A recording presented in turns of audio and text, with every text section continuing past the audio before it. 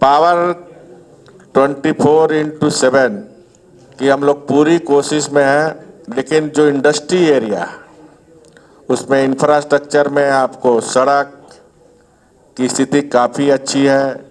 बिजली की स्थिति में भी कोई प्रॉब्लम नहीं, बिजली हमारे पास सरप्लस है।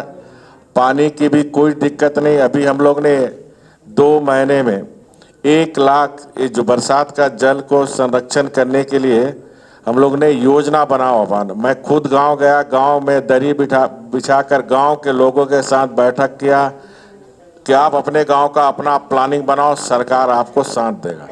तो लोग ने ढोबा, खेत का तालाब, खेत में तालाब का, तो हमने 1 महीने 2 महीने के अंदर 1,67,000 तालाब खेत में गांव का किसान का खुदवाने का काम किया। 2000 तालाब, ताकि इस बरसात का पानी का जल प्रबंधन, जल संचय, क्योंकि जल पेयजल के लिए जरूरी है, जल उद्योग के लिए भी जरूरी है, जल सिंचाई के लिए भी। इसलिए सरकार इस दिशा में भी काम कर रही है। तो ना वहाँ जल की दिक्कत है, क्योंकि झारखंड जल, जंगल और जमीन, तो झारखंड के पास जमीन भी है, झारखंड के पास जल भी है, झारखंड के पास प्राकृतिक संसाधन है, झारखंड के पास कोयला भी है। तो कोई चीज की झारखंड में कमी नहीं है। अब 24/7 वो भी हमने झारखंड की जनता को कहा, हर घर तक 2017 दिसंबर तक हर घर को हम 24/7 बिजली घर तक पहुंचा देंगे। 491 ऐसे गांव हैं जो हमारे गरीब जनजाति समाज के लोग पहाड़ में रहते हैं, तो उसको हमने सोलर एनर्जी के तहत इसी दिसंबर तक 491 गांव घर तक हम जनजाति समाज तक बिजली पहुंचा देंगे, ताकि वो गरीब का, उसका भी बच्चा एक अच्छे सपना देखे, पढ़े लिखे।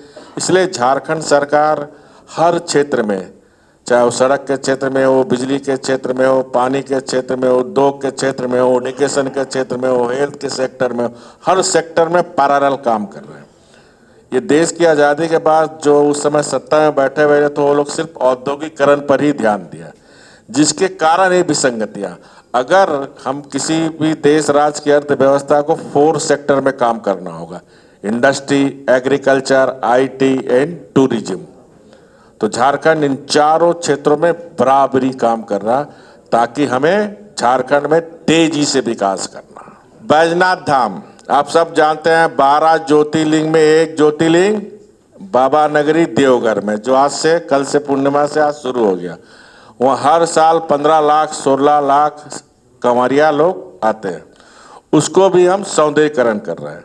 तिरुपति के आपके यहाँ के तर्ज पर अभी फर्स्ट फेज काम पूरे खत्म नहीं हुए, 2 फेज में तिरुपति के तर्ज पे क्यू लाइन देकर उस क्षेत्र को विकसित कर रहा। 3rd रांची से 25-30 किलोमीटर छीन मस्तिका माँ का मंदिर है, उस मंदिर को भी हम डेवलप कर रहे हैं। 4th गुमला में अंजनी धाम है, जहाँ बजरंग बली जन्म लिया, आप ही टीवी वाला लोग दिखाए थे, तो उसको भी हम सौंदर्यीकरण कर रहे हैं, ताकि उद्योग, पर्यटन के मामले से भी अधिक से अधिक पर्यटक आए। देवघर ऐसा जगह है जहाँ देश विदेश के लोग आते हैं, क्योंकि पर्यटन जितना हम विकसित करेंगे तो विदेशी लोग आएंगे, तो विदेशी मुद्रा भी भारत में, झारखंड में आएगा।